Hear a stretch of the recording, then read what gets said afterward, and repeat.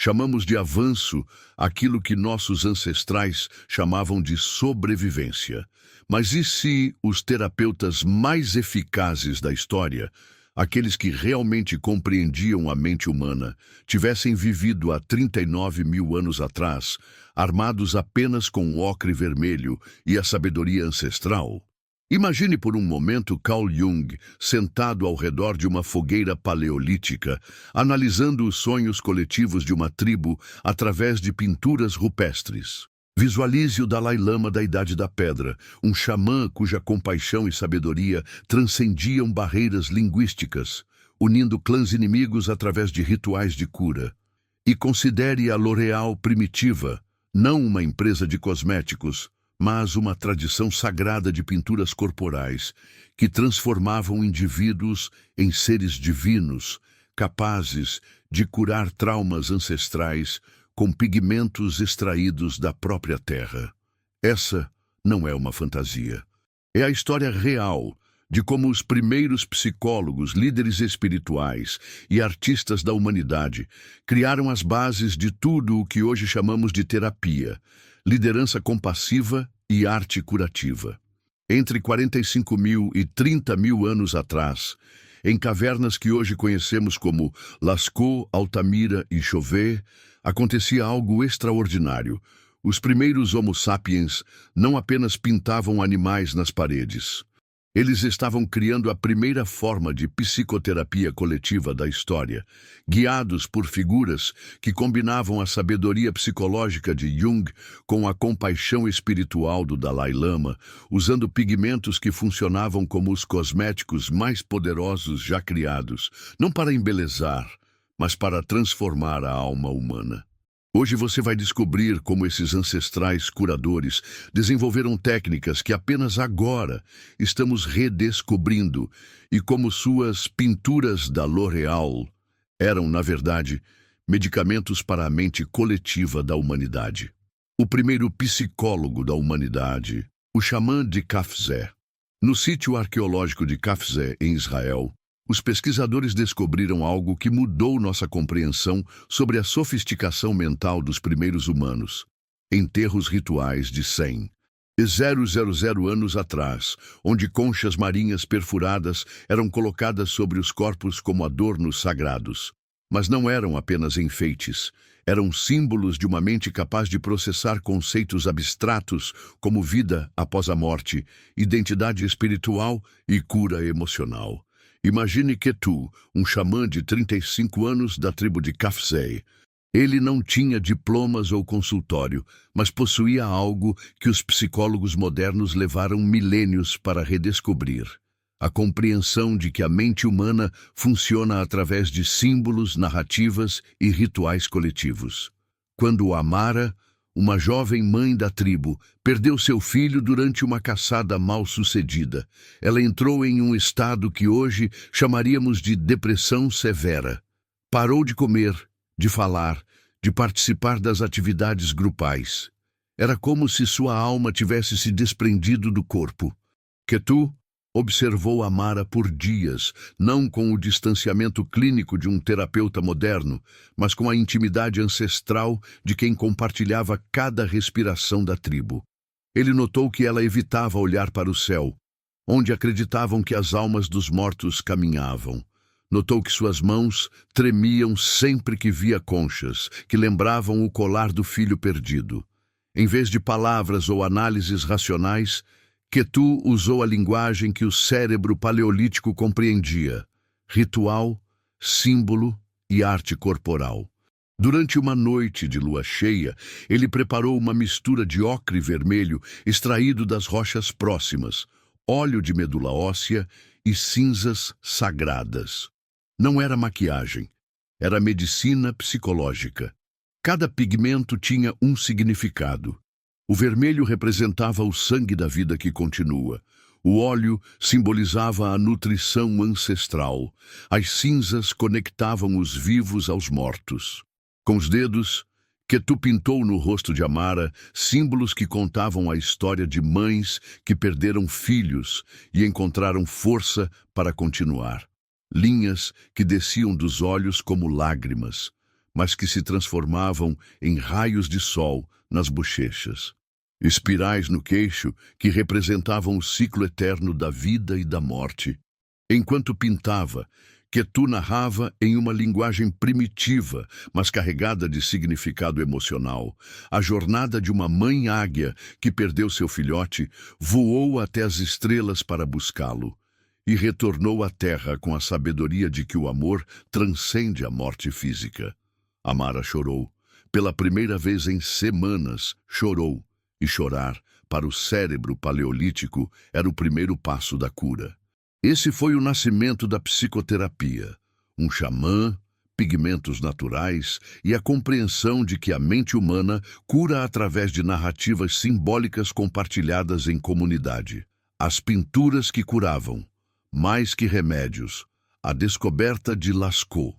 25 mil anos depois, em uma região que hoje conhecemos como Dordogne, França, outro xamã revolucionário estava prestes a criar o que podemos chamar de primeiro centro de terapia coletiva da humanidade, as Cavernas de Lascaux. Seu nome era Eckhart, e ele havia percebido algo que os neurocientistas modernos só descobriram recentemente. O cérebro humano processa traumas através de imagens, não apenas de palavras. Quando os caçadores de sua tribo retornavam de expedições frustradas ou traumáticas, ataques de mamutes, mortes de companheiros, longos períodos de fome, eles não conseguiam simplesmente esquecer e seguir em frente. Os sintomas eram claros: pesadelos recorrentes, paralisia durante caçadas, ataques de pânico quando ouviam sons semelhantes aos dos predadores. Era o que hoje chamaríamos de transtorno de estresse pós-traumático. Mas há 25 mil anos, Eckhart intuiu algo genial. Se os traumas ficavam gravados na mente como imagens violentas, talvez pudessem ser curados através de imagens poderosas. Ele começou a levar os caçadores traumatizados para as profundezas da caverna, onde a escuridão e o silêncio criavam um ambiente semelhante ao útero materno. Um espaço de renascimento psicológico. Lá, à luz de tochas tremeluzentes, Eckhart e seus pacientes artistas começavam a pintar suas experiências traumáticas nas paredes rochosas. Mas não eram pinturas realistas, eram reinterpretações simbólicas que transformavam o trauma em poder. O mamute que havia pisoteado um companheiro se tornava, na parede da caverna, uma criatura majestosa e respeitável, não um monstro. O bisão feroz que havia atacado um caçador era retratado em uma posição de reverência, como se reconhecesse a coragem humana.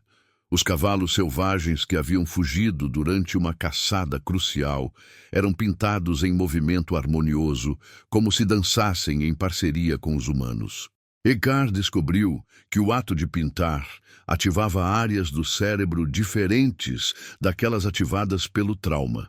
Enquanto os pesadelos aconteciam na amígdala, o centro do medo, a pintura engajava o córtex pré-frontal, responsável pela criatividade e pelo significado. Era uma forma primitiva, mas eficaz, de reprogramação neural. Os pigmentos usados não eram escolhidos aleatoriamente. O ocre vermelho, extraído de óxidos de ferro, tinha propriedades que hoje sabemos influenciar o humor através da exposição à luz refletida. O manganês preto, usado para contornos, continha minerais que, quando inalados durante o processo de pintura, produziam leves estados alterados de consciência, semelhantes aos efeitos meditativos que psicólogos modernos buscam em terapias mindfulness. Durante os rituais de pintura, que duravam várias noites, Eckhart também aplicava nos artistas pacientes misturas de pigmentos diretamente na pele. Não era apenas estética, era medicina psicodélica primitiva. As partículas de ferro do ocre, quando absorvidas pela pele, influenciavam a produção de endorfinas. Os compostos orgânicos das plantas usadas como aglutinantes tinham propriedades levemente alucinógenas que facilitavam o acesso a estados de consciência onde o trauma podia ser reprocessado. Ao final de cada sessão, Os caçadores não apenas haviam criado arte, haviam transformado suas memórias traumáticas em narrativas de poder e superação. As paredes da caverna se tornaram um arquivo visual da cura coletiva, onde cada animal pintado representava não apenas um ser vivo, mas uma vitória psicológica sobre o medo. Essa era a L'Oréal paleolítica. Cosméticos que não embelezavam o corpo, mas curavam a alma. O xamã que uniu tribos rivais. A ponte de Chauvet. Mas a história mais extraordinária aconteceu há 35 mil anos, em uma região montanhosa do que hoje é o sul da França. Duas tribos, os Aurignac e os Châtel-Perron, viviam em conflito constante há gerações. Competiam pelos mesmos territórios de caça, pelas mesmas fontes de água, pelas mesmas cavernas seguras durante o inverno. A hostilidade havia se tornado tão intensa que os encontros entre membros das tribos sempre resultavam em violência. Crianças cresciam aprendendo que o outro era inimigo por natureza. Era um ciclo de ódio que parecia impossível de quebrar. Até que surgiu Yahari. Yahari era um xamã diferente. Tinha nascido durante uma tempestade que atingiu ambas as tribos simultaneamente, forçando-as a se abrigar na mesma caverna por 3 dias. Sua mãe, dos Aurignac, havia sido ajudada durante o parto por uma parteira dos Châtel-Perron. Desde criança, Yahari carregava dentro de si a memória ancestral de que a cooperação era possível. Quando se tornou adulto, Yahari fez algo sem precedentes. Começou a viajar sozinho entre as duas tribos, oferecendo-se como curador neutral. Não tomava lados em conflitos, não participava de caçadas territoriais. Sua única missão era curar, fisicamente e emocionalmente, qualquer pessoa que precisasse, independentemente de sua origem tribal. Aos poucos, Yahari desenvolveu uma técnica revolucionária que hoje chamaríamos de terapia sistêmica familiar, mas aplicada a grupos tribais inteiros. Ele havia notado que os conflitos entre as tribos seguiam padrões semelhantes aos conflitos entre indivíduos. Medo, trauma ancestral, narrativas de vitimização e vingança.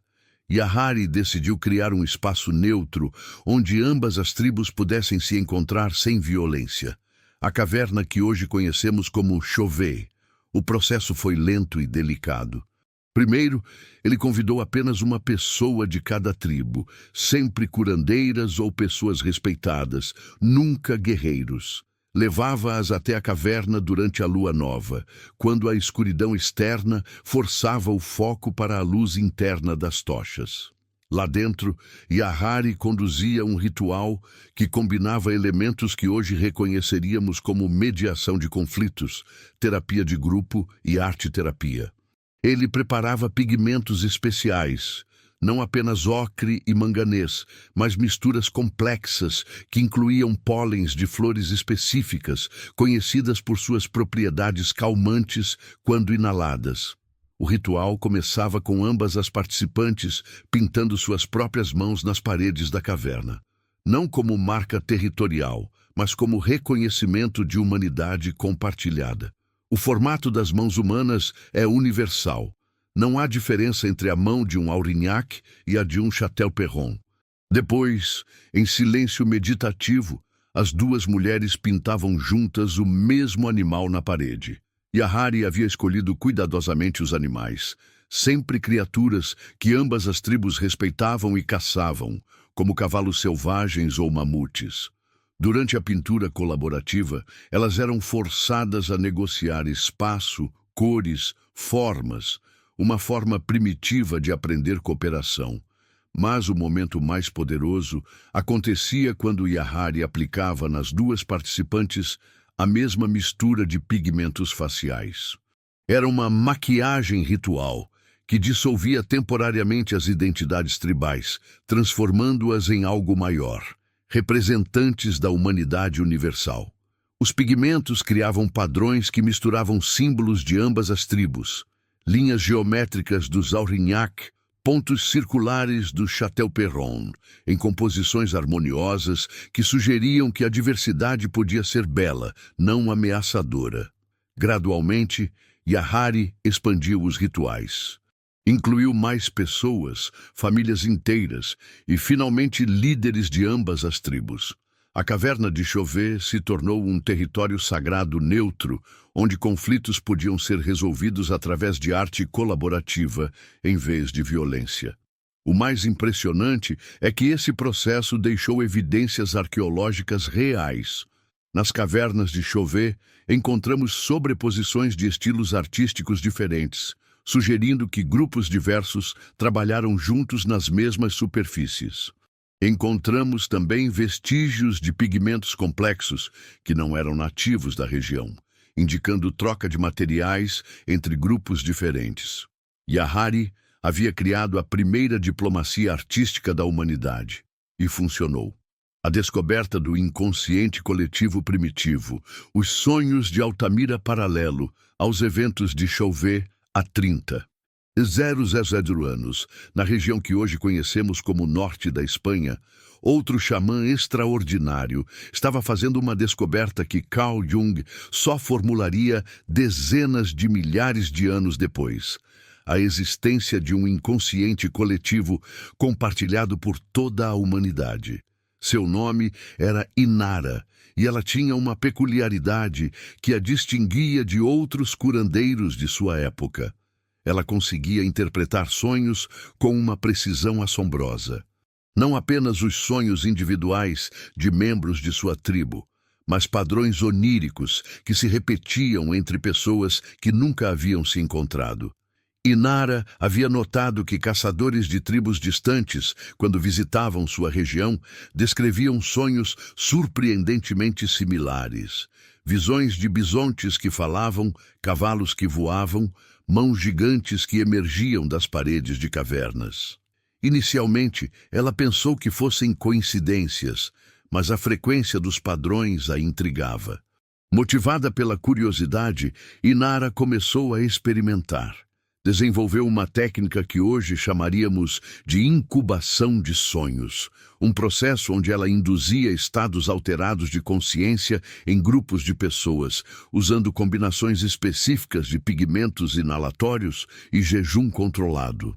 Os pigmentos que Inara usava eram extraordinariamente sofisticados. Ela havia descoberto que certas combinações de óxidos minerais, quando queimadas e inaladas, produziam estados de consciência semelhantes aos que neurocientistas modernos associam com experiências místicas e criatividade expandida. O processo acontecia na caverna de Altamira. Inara levava grupos de 8 a 12 pessoas para as profundezas da caverna, onde a temperatura constante e a ausência de estímulos externos facilitavam estados meditativos profundos. Durante 3 dias, os participantes consumiam apenas água e uma pasta especial feita de raízes com propriedades psicoativas leves. No 3º dia, Inara aplicava nos participantes uma pintura dos sonhos, pigmentos especiais misturados com gordura animal, que eram absorvidos lentamente pela pele. A composição química dessa mistura incluía compostos que hoje sabemos influenciar a produção de melatonina e serotonina, neurotransmissores associados com sono REM e experiências visionárias.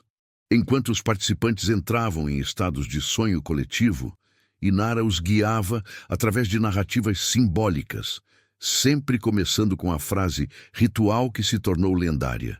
Somos um só espírito com muitos corpos, um só sonho com muitas visões. O que acontecia a seguir era extraordinário. Os participantes começavam a relatar visões compartilhadas. Não apenas temas similares, mas detalhes específicos idênticos. A mesma cor de olhos de um bisão visionário, a mesma direção do movimento de cavalos celestiais, as mesmas palavras sussurradas por ancestrais mortos. Inara compreendeu que havia acessado algo que transcendia a mente individual, uma camada da consciência onde toda a humanidade estava conectada. Era o que Jung chamaria, milênios depois, de inconsciente coletivo, um repositório de símbolos, narrativas e experiências compartilhadas por toda a espécie humana. Para registrar essas descobertas, Inara desenvolveu o sistema de pintura rupestre mais sofisticado da pré-história.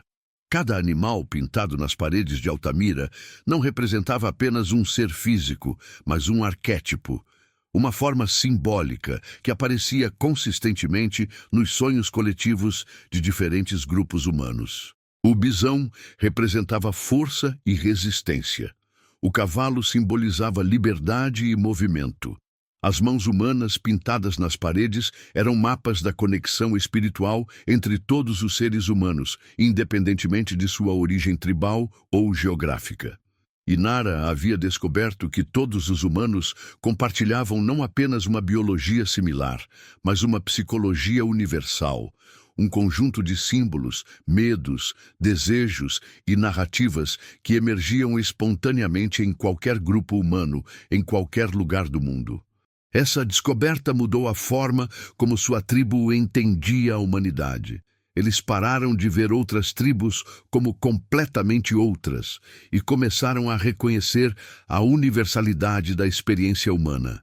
Era o nascimento da empatia filosófica.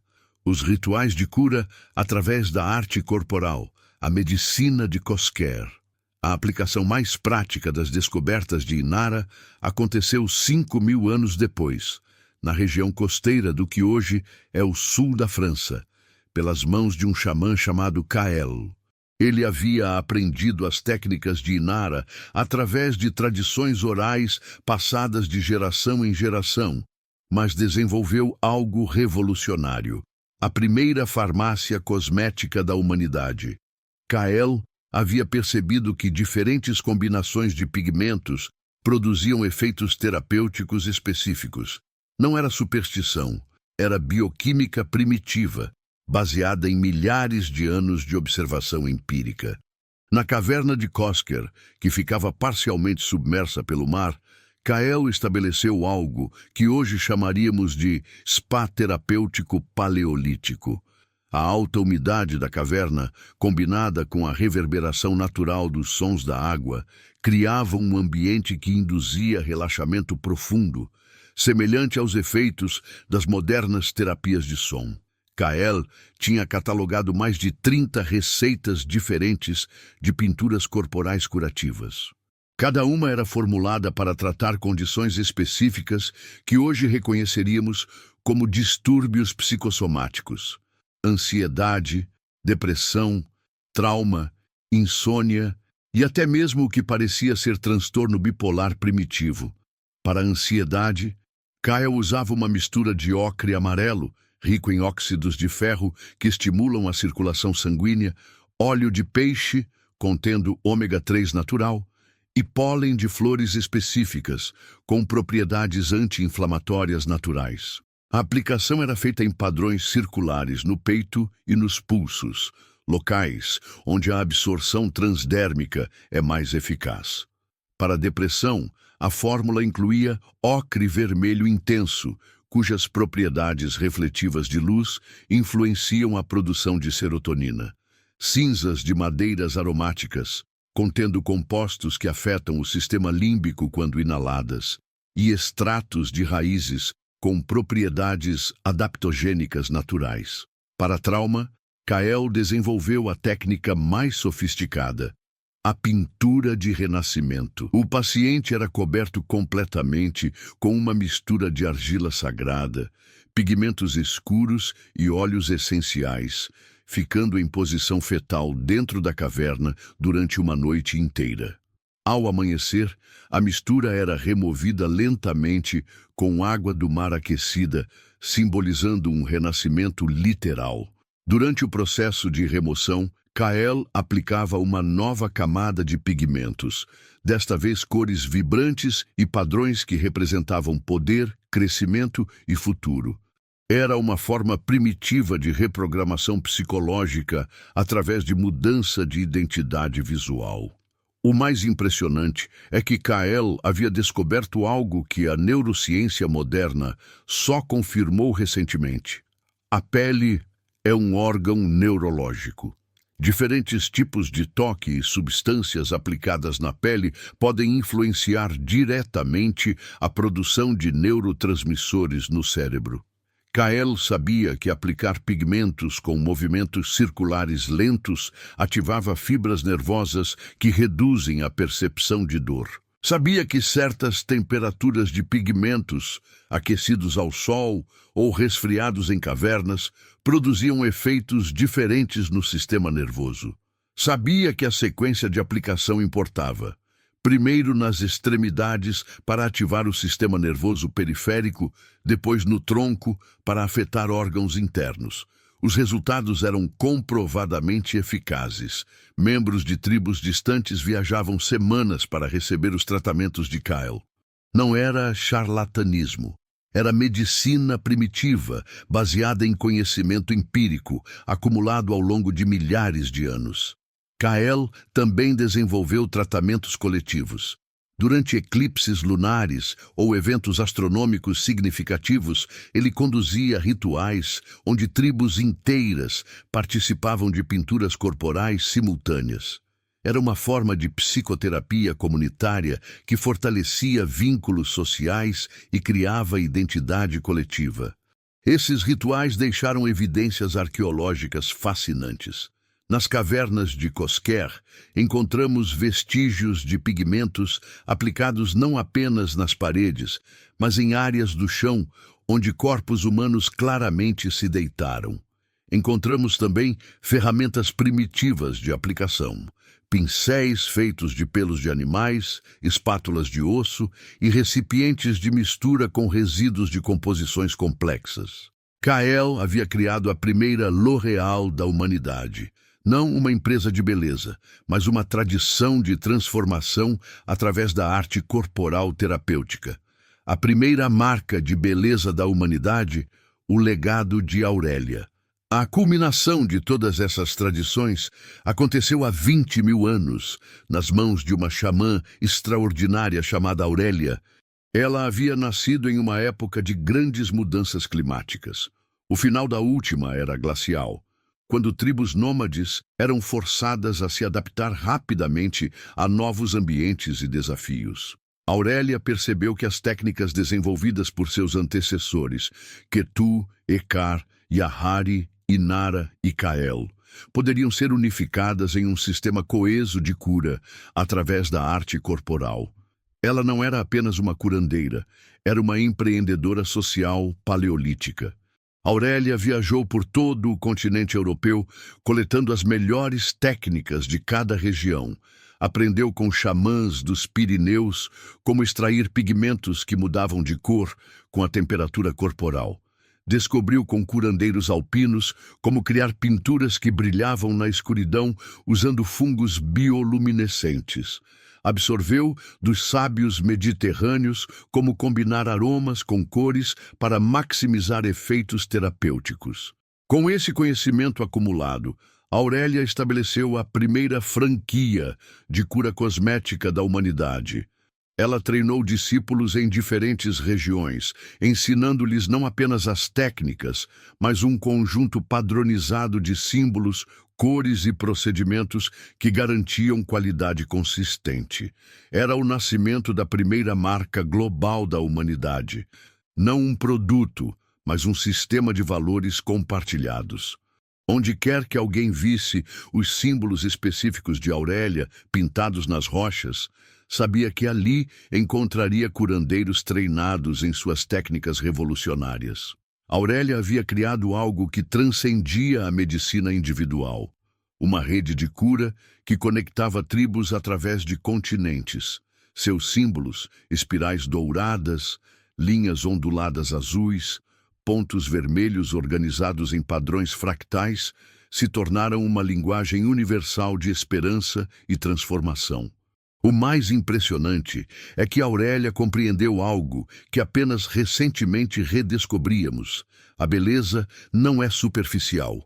A aplicação de cores e padrões no corpo humano afeta profundamente a autoestima, a confiança, o humor e até mesmo a saúde física. Ela havia transformado a vaidade em medicina. Suas discípulas não eram apenas curandeiras, eram artistas, psicólogas, químicas e empresárias primitivas. Desenvolveram centenas de produtos diferentes, cada um com composição específica para diferentes tipos de pele, idades, condições climáticas e necessidades emocionais. Para crianças tímidas, criaram pinturas que as faziam se sentir corajosas como leões. Para anciãos melancólicos, desenvolveram combinações que restauravam memórias felizes da juventude. Para guerreiros traumatizados, formularam misturas que transformavam cicatrizes físicas em símbolos de poder. Aurélia havia descoberto que a verdadeira beleza é terapêutica. Quando uma pessoa se sente bela, não por padrões externos, mas por reconexão com sua própria essência, todo o seu sistema biológico funciona melhor. O sistema imunológico se fortalece, a postura melhora, a criatividade aumenta, os relacionamentos se aprofundam. Os vestígios arqueológicos das tradições de Aurélia são encontrados em toda a Europa. Paletas de pigmentos sofisticadas, ferramentas de aplicação padronizadas e até mesmo o que parecem ser manuais primitivos. Rochas com sequências de símbolos que ensinavam técnicas específicas. Aurélia havia criado a primeira escola de beleza terapêutica da humanidade, 20.000 anos antes de alguém sonhar com academias de estética modernas. Enquanto você aplicava sua maquiagem esta manhã, ou observava os cosméticos alinhados em sua prateleira, provavelmente não imaginou que estava participando de uma tradição que remonta a 50.000 anos. Cada pincelada, cada cor escolhida, cada momento diante do espelho é um eco ancestral de Ketu, pintando lágrimas transformadoras no rosto de Amara, de Ekar, transformando traumas em arte curativa, de Yahari, usando pigmentos para unir tribos inimigas. Carl Jung passaria sua vida inteira tentando mapear o inconsciente coletivo que Inara havia descoberto através de sonhos compartilhados em cavernas paleolíticas. O Dalai Lama dedicaria décadas para alcançar a compaixão universal que Yahari praticava naturalmente entre tribos rivais. A L'Oréal investiria bilhões em pesquisa para redescobrir o que Kael e Aurélia já sabiam, que a verdadeira beleza é medicina para a alma. A ironia é extraordinária. Chamamos de primitivos os humanos que inventaram a psicoterapia, a mediação de conflitos, a farmácia cosmética e a arte curativa. Rotulamos de avanços modernos técnicas que nossos ancestrais dominavam há dezenas de milhares de anos.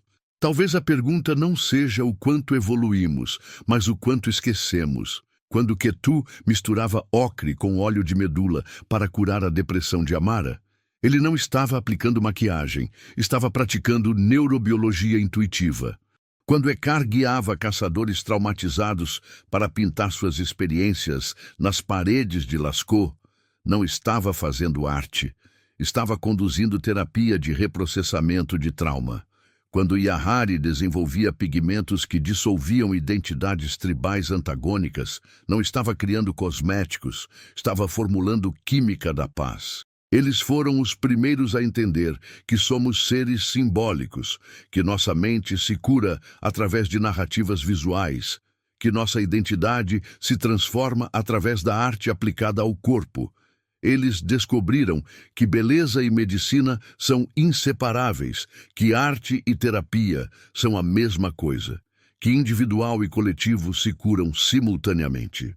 Nas próximas décadas, enquanto a neurociência continuar confirmando o que nossos ancestrais já sabiam, que cores afetam o humor, que toque terapêutico altera neurotransmissores, que arte coletiva cura traumas, talvez seja a hora de reconhecer uma verdade humilhante. Os melhores psicólogos, os líderes espirituais mais sábios e os cosméticos mais eficazes da história viveram há 50.000 anos. armados apenas com terra colorida e sabedoria ancestral. Cada vez que escolhemos uma cor para nosso batom, cada vez que aplicamos uma base para nos sentirmos confiantes, cada vez que usamos maquiagem para expressar nossa personalidade, estamos honrando Aurélia, Kael, Inara, Yahari, Ekar e Ketu, os verdadeiros fundadores da L'Oréal Paleolítica, que descobriram que vale a pena ser quem somos quando reconhecemos que beleza é apenas outro nome para a cura. A próxima vez que olhar no espelho, lembre-se, você não está apenas se arrumando. Você está participando de um ritual sagrado que conecta você a uma linhagem ininterrupta de curandeiros, artistas e transformadores que compreenderam uma verdade fundamental sobre a natureza humana. Somos belos, não apesar de nossas vulnerabilidades, mas por causa delas. E essa descoberta, feita ao redor de fogueiras paleolíticas, ainda é a mais revolucionária de todas. Se essa jornada pelos primeiros psicólogos da humanidade fez você repensar o que significa ser humano, curta este vídeo e se inscreva no canal, porque a história da nossa espécie está apenas começando a ser contada, e você faz parte dela.